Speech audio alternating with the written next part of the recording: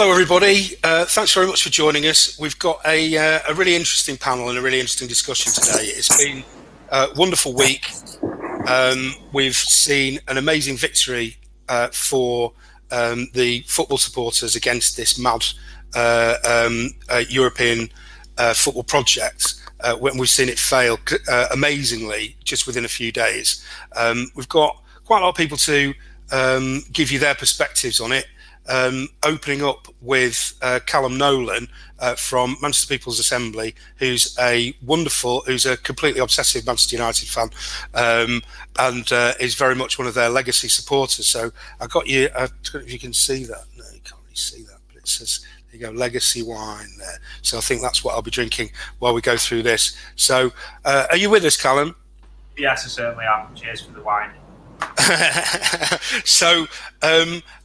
For a start, how does it feel to be referred to as a legacy fan, as in not really wanted anymore?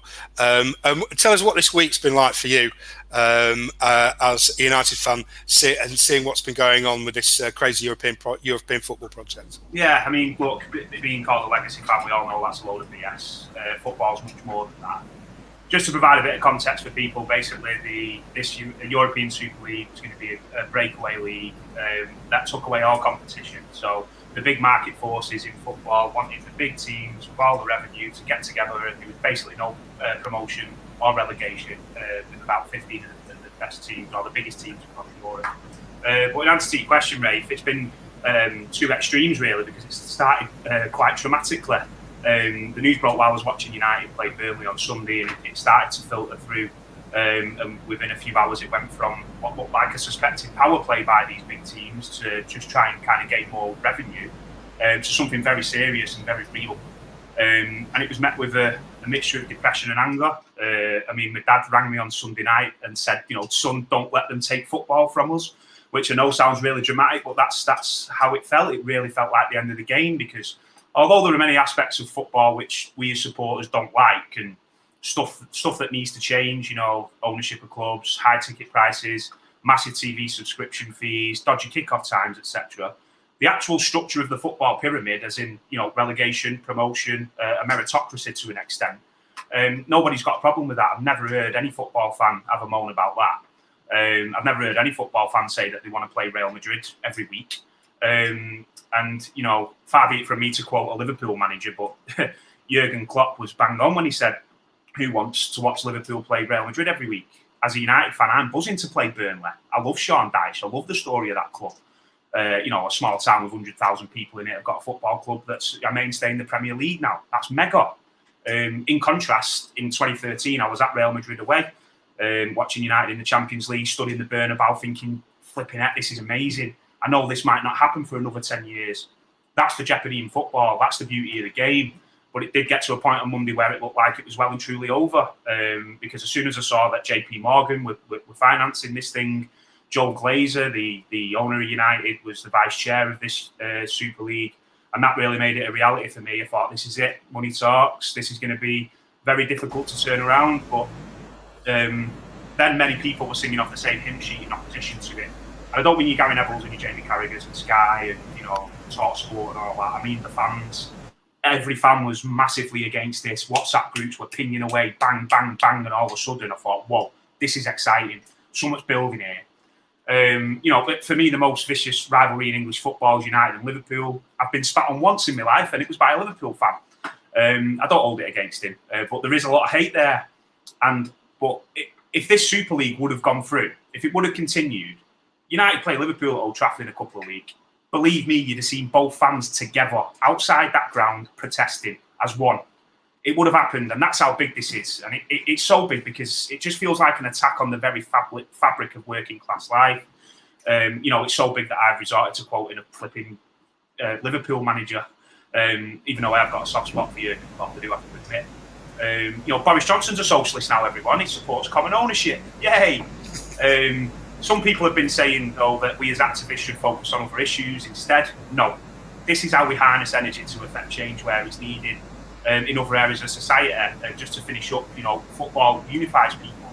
It's got people talking about capitalism for the first time in their lives. It's pulled the cloak away and enlightened people to the way capitalism can use and abuse the working class. So now we as activists can say, you know what, look at what they've done to football. Well, the similarities in what's happened to the NHS over the years, where market forces are making it a business as opposed to a health service, just like market forces have made football a business as opposed to a sport which serves its community.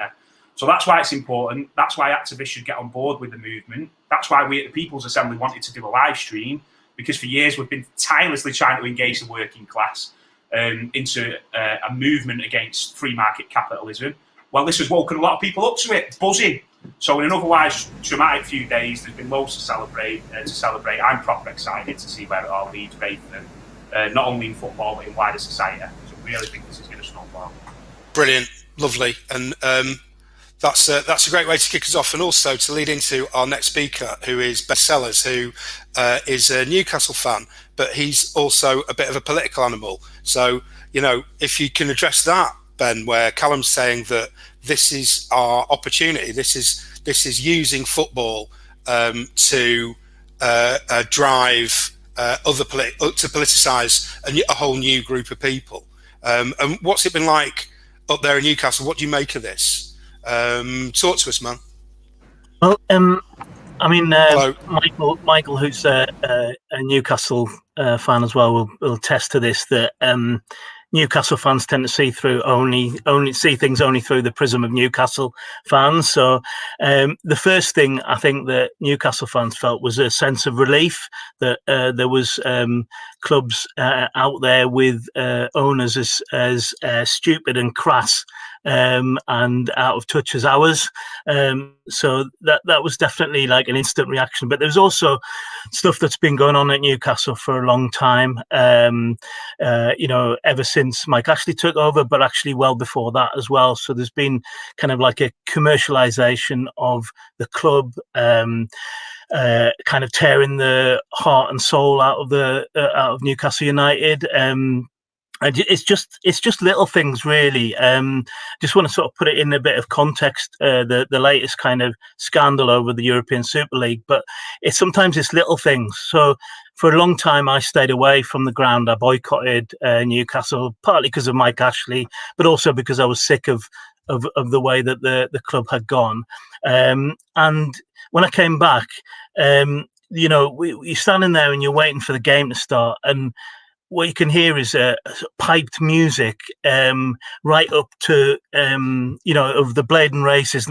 I'm sorry to whoever recorded, but an awful version of Blade and Races, and right up until kickoff, and then it all goes quiet.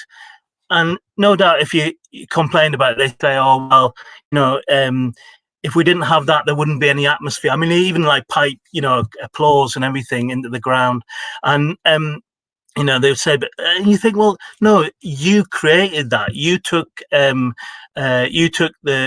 you know, genuine fans out of the ground. You priced people out of football, and then you're trying to replace it with this kind of fake atmosphere and fake versions of the Blade and Races. So, you know, we know what it's like to. I mean, we've been used as a kind of bargain basement club in some ways, and just as a way of Mike Ashley kind of being able to get his advertising hoardings out and things. So there are particular issues around Newcastle. There was obviously, it does beg the question what Newcastle fans' reaction would have been like if we had got the Saudi money, because obviously there was a lot of money on the table potentially for Newcastle, I think some of the Newcastle fans' reaction was have been, well, we told you this would happen. This is why they would try to keep us out, because they didn't want us part of the big boys club, you know. But I still think that, well, I would like to think that even if that money had been around, and I think, you know, people like Gary Neville and Kallum and you know, Man United fans are kind of, and also all fans from right across the Premier League have kind of led the way, and you know, from those clubs as well. So the protests have come from the clubs that were part of the European Super League as well. So that's kind of, I think, helped pull loads of people through. And I think what, you know, the big lesson from this week, apart from stupidity of the people who own the clubs. And watching the Liverpool owner in that video was just cringeworthy. Of him trying to explain, why he got it so wrong. You can't believe that. But as Kallum says, the thing that really sort of struck a chord was just that collectivity, that people sort of coming together and protesting, and I haven't really seen anything like that at Newcastle since sacked the board about when I was a little kid. So I was, like when I was 12, 13, there was a big effort to sack the board at Newcastle. So I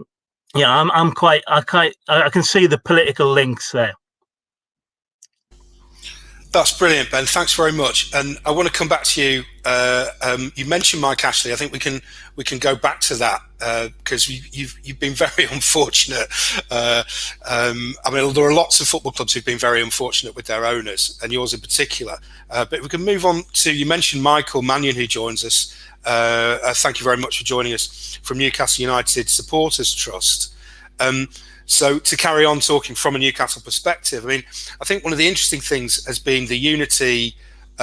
Obviously, it's been cast as 6 versus 14. So how's that been, Michael? I mean, have you been interacting with other supporters trusts? Have you felt like one of 14, or as a fan, have you felt one of 20? Can you tell us what it's been like for you as, if you like, an officer representing fans this week?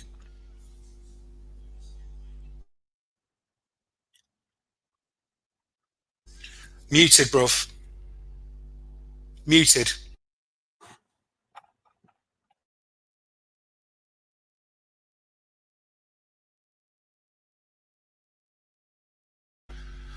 No, doesn't seem to be working. I'm not sure quite what's happening there.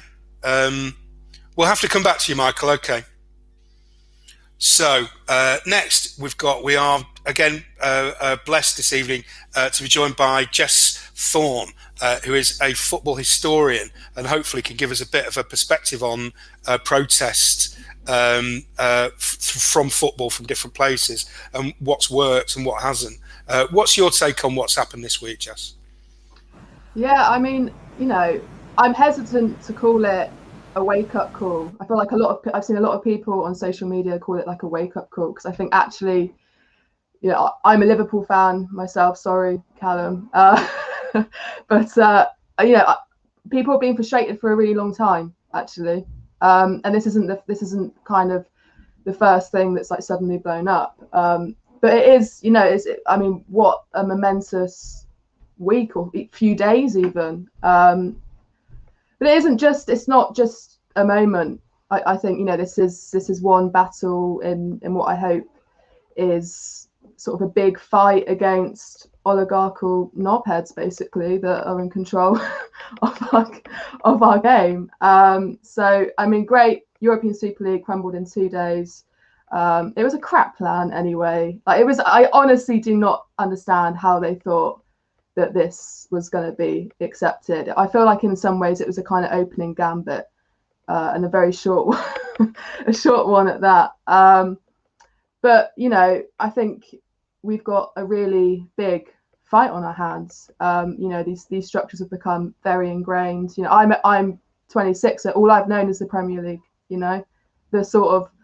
That sort of corporate hospitality, prawn sandwich brigade model of football is something that's been like thrown at me, and they try and sell it at you, even though it speaks to no kind of reality really for most fans. But I feel like there's been like definitely been an underlying tension for a long time between fans that really only care about results and fans that I guess want to be a bit more political about it. I think the former group are actually increasingly becoming a smaller group, and actually, particularly in events like what's happened this week, this kind of complete fallacy about separation of football from politics it's rubbish, and it's something that the elite churn out all the time, because fundamentally they do not want working class people to be interested in politics. That's why you hear these things, don't bring politics into the game and the rest of it. So, I mean, in terms of Liverpool, it's been interesting. I think Liverpool's a really interesting case because, unlike Newcastle, I guess FSG the owners have been relatively popular among the club and with the fans, until sort of the last year that they fell out of favour with a lot of Liverpool fans when they tried to put their staff on furlough. So they should have known really then that we weren't going to accept this move. But I feel like there's a real sort of sea change now, and I feel like a lot of fans want FSG out, which is great and totally support it. But I also think, FSG out, what happens next? They get a huge payout. We need to talk about fan ownership, and I think that needs to be the big fight now, is for fans to take control back of the game. That's brilliant, Jess. Thanks very much for that contribution. And I think we're going to come back to you a little bit later, maybe to talk a little bit more about your particular speciality, which is really interesting. So stick with us. Our next guest is Andrew Hopping, who is an officer with the Communications Workers Union and a former semi-professional goalkeeper. And we were having a little chat before, and you clearly got a lot to say on this. But one of the things that really interested me, because we've got Steve Turner, we've got a trade union perspective here, was your experiences with the PFA, and whether footballers, because I've just been getting this sense. I mean, I'm a City fan. I've been watching our players forced to play. Effectively, we've managed to have two first teams because there are so many games, but we've seen players play all season, twice a week. Then they're going to be expected to play the Euros. Then we've got this weird next season that's going to end somehow weirdly in November, when again the money's come in and the World Cup's going to Qatar.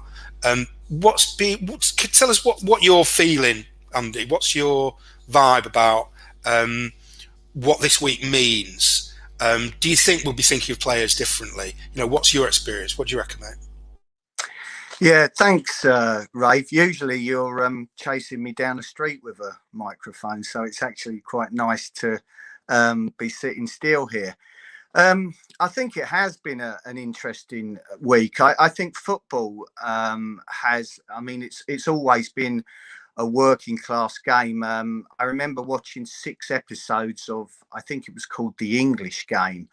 And it sort of showed how football originated. And I don't know if people have seen any Facebook postings, but there were 12 original teams. And none of the 6 that now, these elite 6 that have signed up without consulting with anyone, were part of that. So it's quite interesting where the game started. The game actually started with the Toffs. If you watch that English Game, it's quite interesting to see how it became the powerhouse up north and the working class game. And that's where I believe football should be. My experience, I played back in when I was probably about sort of 88 to 94 were probably my cream years. And I remember that the Premier started in 1992. And I always said that was kind of setting the rot in, where it was all about TV rights. It was all about monies. It was all about ridiculous contracts for players. And I see football as now, when you watch Match of the Day, you only see Premier Leagues. You don't see a game from, one of the lower leagues. And football now is probably a Premier League, Division 3, 4 and 5, because that gap to that Premier League is so much. But I will say, my experience, I was in the PFA. I was looking at the PFA today, and luckily, like an insurance thing, it was one of them sort of unions where they would look after you if you've got a serious injury, and because it is a quick career. But as for any direct action as football teams, they've never seemed to take it. I have noticed recently, though, there was a non-league game where one of the goalkeepers was racially abused. and the manager took the team off the pitch, and interesting enough, got fined more. They got fined more for doing that than the team that were the perpetrators. So, and I've seen it in European football now. I mean, I think there was an incident where Paris Saint-Germain, one of the fourth officials, got into an altercation with one of the managerial teams, and the teams left the pitch. So yeah, direct action is happening. But as for the PFA, I mean, as a union, it's really there as a protection. And I've noticed that Gordon Taylor has been there since 1981. I've not known anyone last, even the top union barons don't seem to last that long, but he's been in the job 40 years. So that's quite interesting, and probably the PFA probably do need a big overhaul from top to bottom. But I will honestly say I think this was started a long time ago. That the money was coming into the game.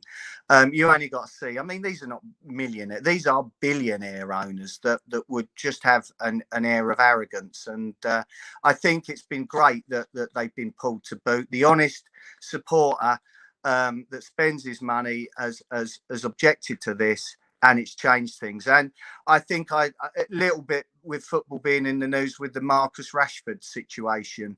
And I think that he's changed the way people think. And, you know, there's another footballer changing what a government has set out. So I won't go into the World Cup in Qatar because I think we'll all be I think that could you could have another episode on that with their human rights record.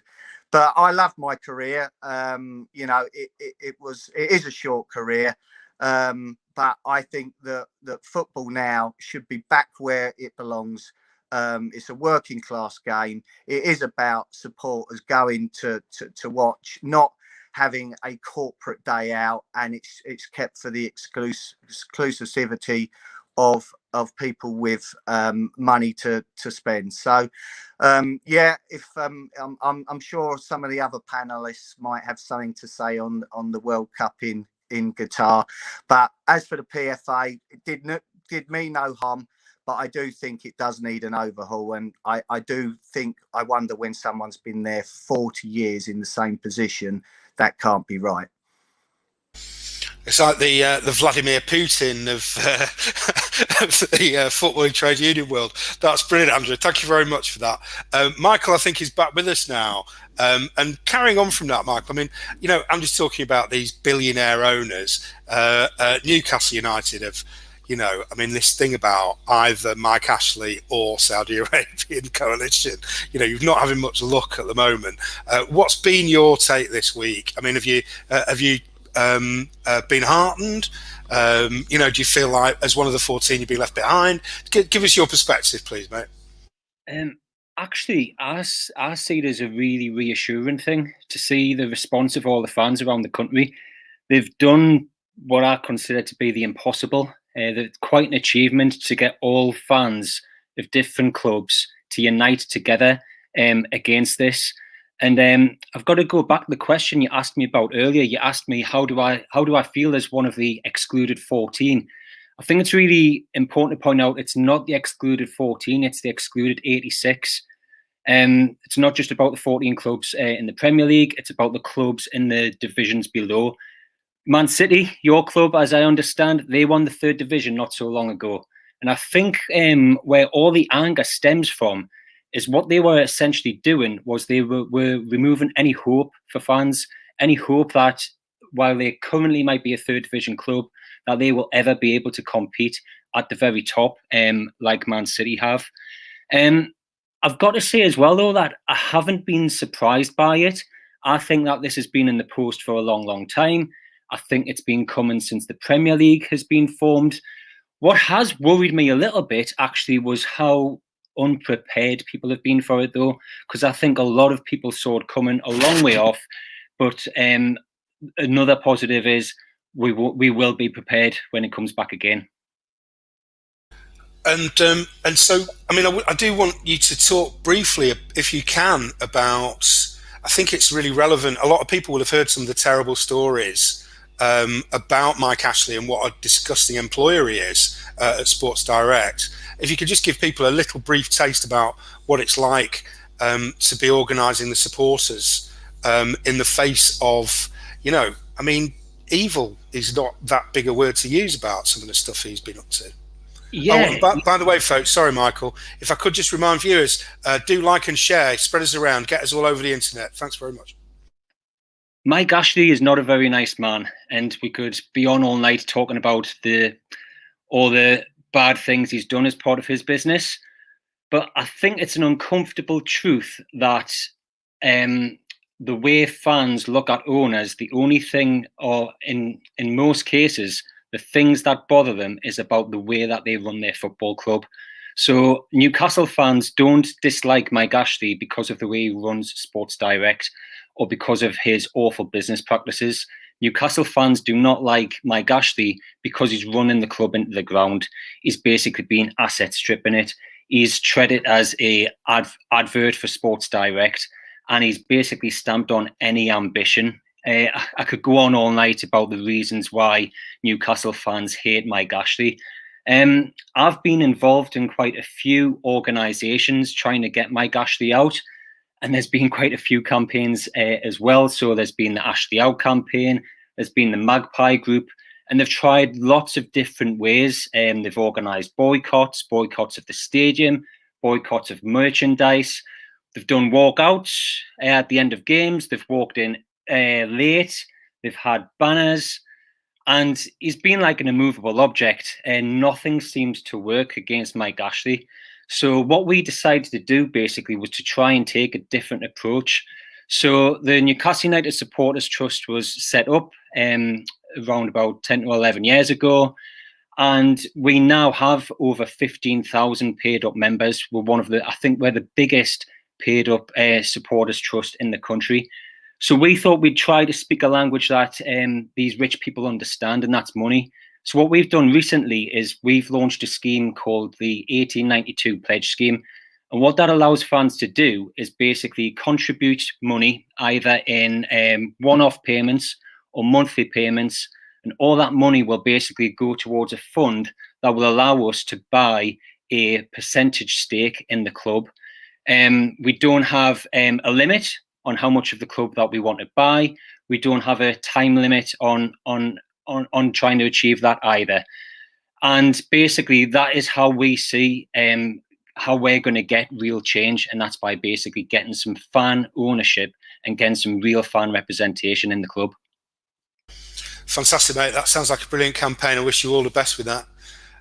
Our final panellist this evening, last but most definitely not least, is the excellent Steve Turner, who is very much part of the People's Assembly.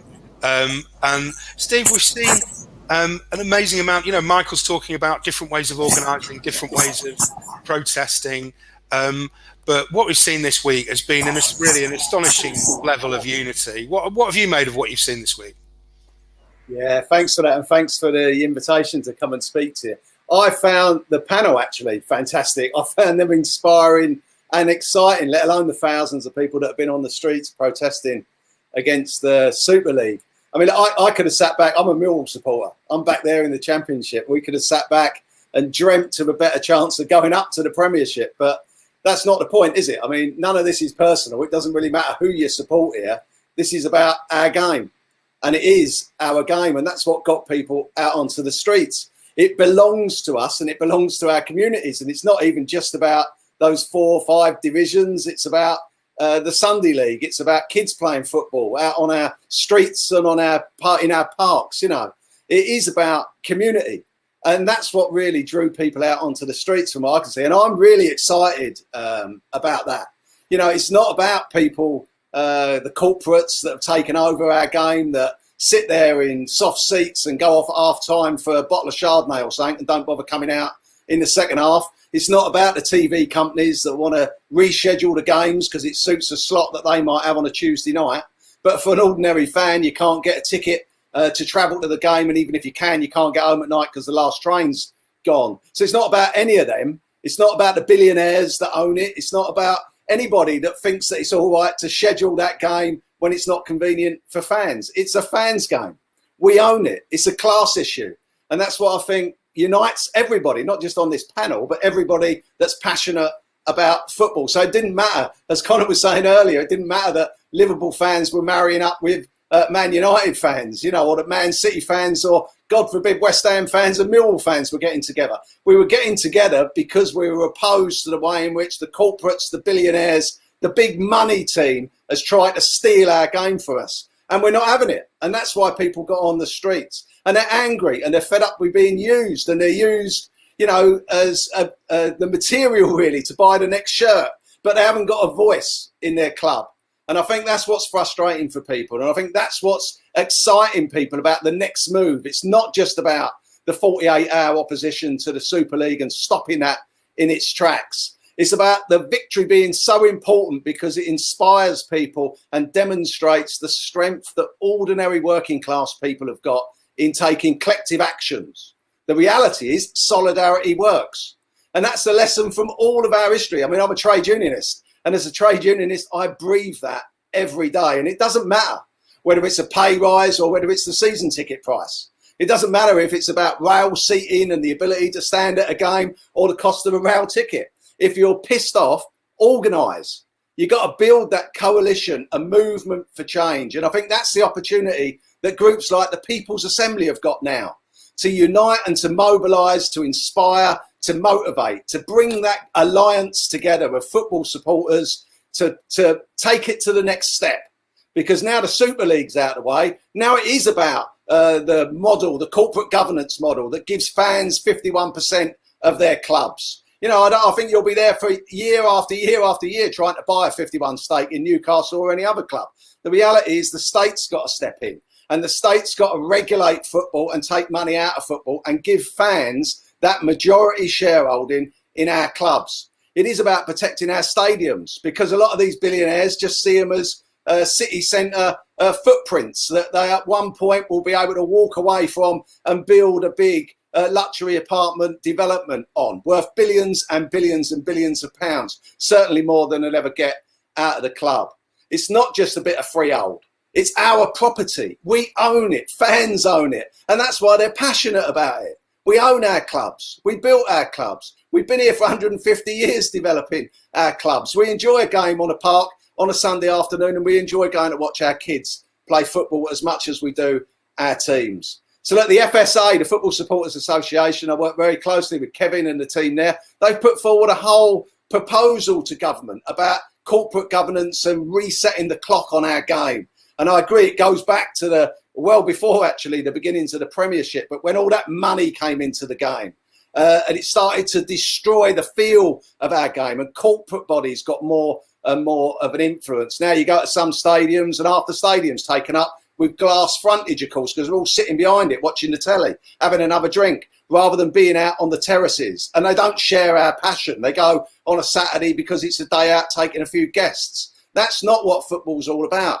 Football's about us. It's about our people going to a game on a Saturday, enjoying the game, getting a pint, and going home and having a conversation about it with your mates on the way back and getting a few drinks as well. So look, this is about how we mobilise now, how we grasp this moment to reset the clock on football. And I think we can do that. And that's why, you know, I'm going to plug right now the 26th of June, People's Assembly national demonstration. It's the first chance we've had, the first opportunity to get out there since lockdown. Lockdown, if all things go well, will be over at that point and we'll be able to mobilise. We will inspire people to come out. And whether you're coming out for the NHS, whether you're coming out for decent homes for you all, or whether you're coming out for fans controlling their football clubs, get on the streets. Join us on the 26th of June. It's a great chance to do it, and I can't wait.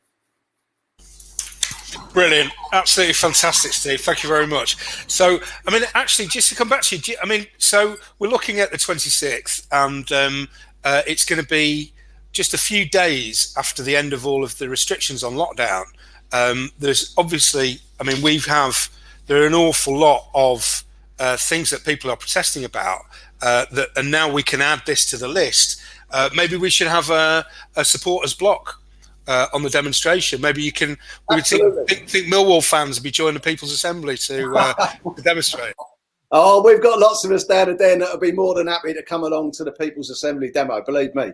And we've got lots of others that we might have a problem with, as we have in all of our clubs. So look, the reality is we have to mobilise. And if that's a block, if there's a football fans block, we've got the Euros that are taking place. Right, in fact, we're marching around Trafalgar Square on the 26th when it's open as a fan zone. So let's make that link between the fans that are there to watch the Euros and the People's Assembly that will be marching right past them. Let's get them to join the demo. Take a bit of time out from the beer tent and come and join the demo and give their voice to something that's really important, that they've got a passion about. And that's the way you inspire people. You need to motivate people to win change. And I think things like this, them moments, them 48 hours when you look back at them in history, will be that catalyst that inspired people to believe that they can make a difference. And that's what people need to be. They need to be confident and believe that they can make a difference. Brilliant, mate. Thank you so much. And I'm really looking forward to interviewing you in real life on the 26th of June. We'll be live streaming the whole thing. I can't wait to get this T-shirt out in public again. So I think, we're having a short one tonight, but if I can just ask our panelists to make final comments if they've got any final contributions, responding to things that they've heard. Let's go in the order that we did. So I'll start with Kallum. Do you want to please do just try and keep it down to a minute or so. Yeah, sure. I think one thing that I'd just like to end on is top of the Sky Sports news today has been a few United fans went to the Carrington United training complex this morning and demanded to speak to Ole Gunnar Solskjaer. There's been a few things going around on Twitter, certain journalists and stuff trying to have a go at him. You know what Ole Gunnar Solskjaer is going to be talking about in his pre-match press conference tomorrow? My mates, I know a couple of them, the lads, everyone's over the moon, everyone's buzzing. Those lads that went to that Carrington training complex this morning are good working lads who followed United all over the world, and they weren't aggressive, they even stayed socially distanced, they just had a chat with the manager. That makes me feel so empowered and so proud that we can actually do something here. And going from what Steve said, going from what Jess has said, this isn't new. This isn't a wake-up call. Football fans have been feeling like this for years, but now, for some reason, it feels like the tribalism's over and we're going to get together and actually change something. So I'm really, really proud and really optimistic, and I'm absolutely over the moon to see where this is going to go. And fair play to the People's Assembly for jumping on this, because it's important and it's about bringing people together. So fair play to you, and solidarity with all the panelists tonight. You've all been ace. Cheers, Rafe. Cheers, Kallum. That's fantastic. And I get the feeling that we might be doing one or two more of these before the demo in June. I think there's a lot of appetite to talk about this. It's an issue that perhaps has, it's really reared itself as something that we should be talking about. It's a great opportunity to bring more people into our movement at the People's Assembly. Who's next? Ben, can you any comments from you, mate? Yeah, I suppose I would just like to say one thing, that a lot of non-football people will think, what the hell are we all going on about? And, you do get that, and you get people on the left who say that. And there's a kind of sense, that kind of Marxist idea of football being the opium of the people, like religion. And I suppose in about 30 seconds, I would just try and to explain why it's so important to people, because people genuinely do love football. They fall in love with the football club. You don't have a choice in some ways. I know Kallum's kind of left Man United behind, but he'll still be there, and it still is with me. And it is really hard to explain to people outside, because they see that why would you patronize and give money to a club that treats you like dirt, and in a way, I think what you need to understand is that, from my own perspective, the first time I felt like a real sense of collectivity, before I was political at all, as a 9-year-old, going to watch Kevin Keegan's debut and standing on the Gallagher, and him then saying afterwards that the crowd sucked the ball in the back of the net. And that was, Keegan understood football fans so well to say that, but it is really important. That was the point at which I fell in love with the Newcastle United, and And I think if you understand that and that sense of solidarity that you do get at a football match, we've lost a hell of a lot of that. I mean, it's all but gone. But so people still have that at the back of their minds. That's what and that's what we need to get back to. So I think there is a real connection between the politics of all this and what football fans feel deep in their heart about their own clubs. That's great, mate. Thank you very much. And if anybody hasn't already, I would urge anybody to watch a football match without the added crowd noise, just to see that it's not football. It really isn't without the crowds. And Michael next. Do you want to make some closing comments, Michael? Yeah, sure. I just want to say, it's not just about the clubs, it's about the communities that the clubs serve. So as people in the community get involved, get organised, join your club's supporters trust, and everyone's angry right now. Make sure you stay angry, because there's going to be a big battle ahead. Perfect, lovely. Next to Jess Thorn. Yeah, just building on Ben's point, really, that football fans have been treated like dirt for a very long time, and I think we've either been treated as customers or a law and order problem, basically. And on that note, I think it's really important for us to look at sort of like other campaigns and the sort of opposition to the crime and police bill that's being or attempts to be put through at the moment, because this is part of a broader attack on working class people. And as I say, yeah, customers or law and order problem, often both simultaneously. So I think it's really important for those fans that were at Stamford Bridge that were protesting and took that direct action. I commend them. Brilliant. First time I probably ever said that about Chelsea fans. But under this new legislation, they wouldn't be able to do that. They would face significant police repression for doing that. So I think, we have to open up these conversations between football fans and the sort of coalition that's been built around the sort of Kill the Bill protest. I think that's really important. That's great. Thanks very much. I think that's it's the first time the bill's been mentioned here, and it is really important. It's certainly a key part of what we'll be protesting against in June, and I've lost my train of thought. So I'm going to go to Andrew Hopping. Andrew, tell us what your closing comments from you, please, mate. Yeah, I think just on what's been said, I think Ben's shirt, he hasn't been lining Mike Ashley's pockets, because I'm wondering how old that Newcastle shirt is. I think seriously that the Real Madrid president said that this project is just on hold, and it's on standby. So I think it's gonna rear its head again. I listened to a very good podcast from Jeremy Corbyn. If people want to listen to that, it really explains the situation very clearly, what's gone on. If you're not a football fan, obviously Jeremy's an Arsenal fan and very passionate about it. So that's worth listening to. I think, as I say, it will rear its head again. I think the German model, people need to look at that. With the ownership and fans buying into it, because I think we've realistically got to look at ways that we can protect it. I noticed none of the German teams were interested into going into this, so I think the government do maybe need to have a drains up on this, because I think there are better models that we can bring in that can protect it.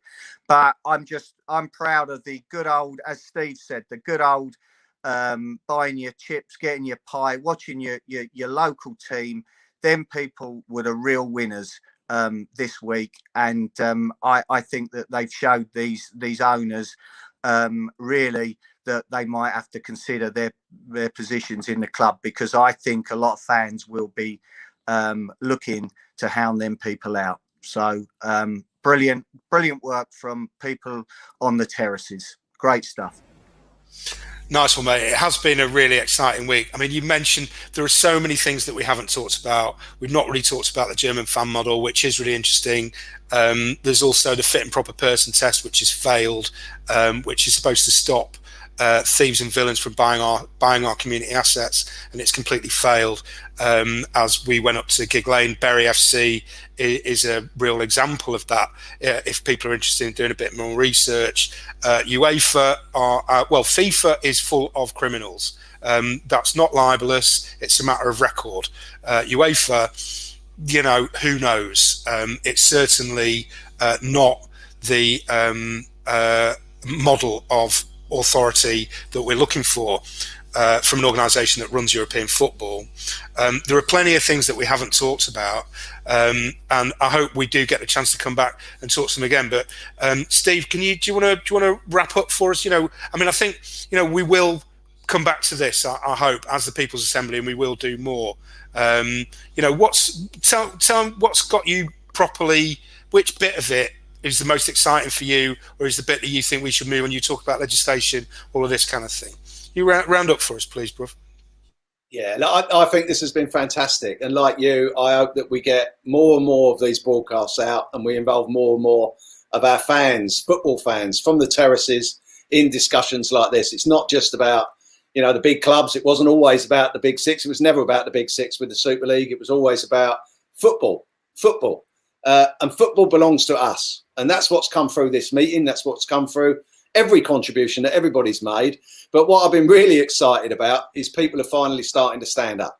They've had enough. They've been talking about it down a pub for a long time. They talk about it on the chat shows, on the radio after a match. They talk about it on WhatsApp between themselves. Everybody's been pissed off for years. And now people are starting to see the power in their own actions.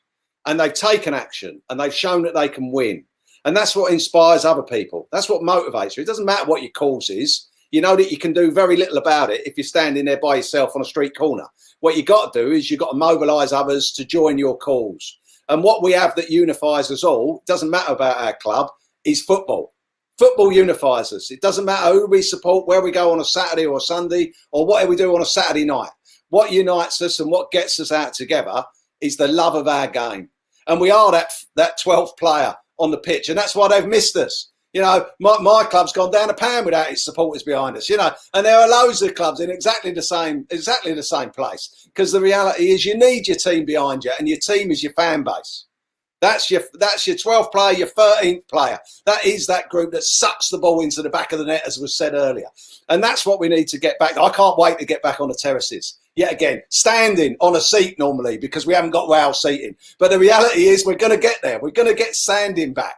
We're going to get atmosphere back in our games. We're going to get the big corporates out of our game. We're going to get people to love our game again, and it's going to be affordable for kids to go to a game of football on a Saturday, where for too long it's not been affordable for a family to go along to a game with a couple of kids on a Saturday afternoon. It's taken a week's wages in order to do that. And that's criminal. That's stealing our game from ourselves and surrounding themselves with, corporatism and the rest of it. It's outrageous. It's obscene what's happened to our game in them upper echelons. We don't have that. We don't have a lot of hospitality down the den.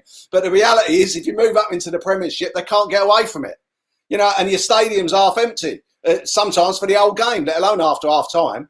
And that just says something about it says everything about what's happening to our game and why it's so important that we inspire people to come out and take the next step. Because, it was about the Super League. Of course it was about the Super League. But now it's got to be about all those other things on that journey. We won a battle, but there are many battles in a war. So you've got to keep your team motivated. You've got to keep your team inspired and confident in their ability to step up and make change happen. And that's what we did this week. That's what fans did this week. And that's what we can do again. And how great was it to see the Tories running around trying to rediscover their roots and find an avenue where the local ground was, even in their own constituency, because you can bet your arse they've never been to it, and don't know anything about football. And they are desperately trying to find out in case they got asked a dodgy question on a local radio station or something. So it's been exciting. It's been laughable the way in which it's been handled. But the reality is, what comes from me from all of this is that sense of unity. That sense of unity, that pride, that passion for something that we believe in.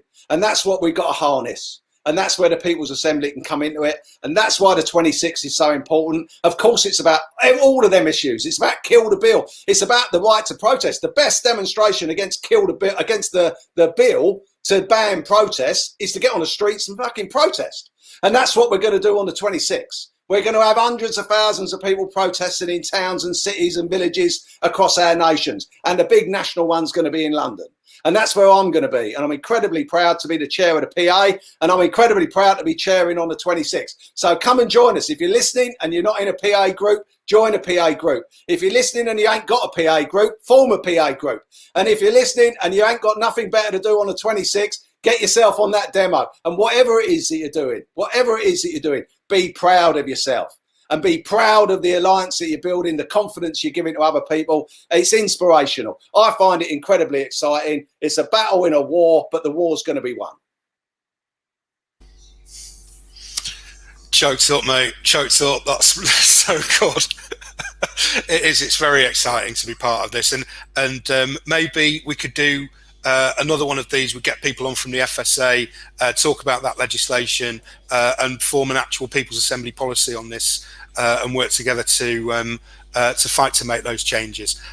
I want to thank all the panelists for joining us tonight. It's been a really interesting and inspiring 50 minutes. Thank you ever so much for joining us. As I say, I think we're going to do this again. So I hope I get to see you all, and I hope I get to see you all in real life. Maybe we'll have a real panel sometime soon. Thank you very much for watching. Do like and share. Do get involved with your local People's Assembly, as Steve urges. And I'll see you on the streets, folks. Thanks very much.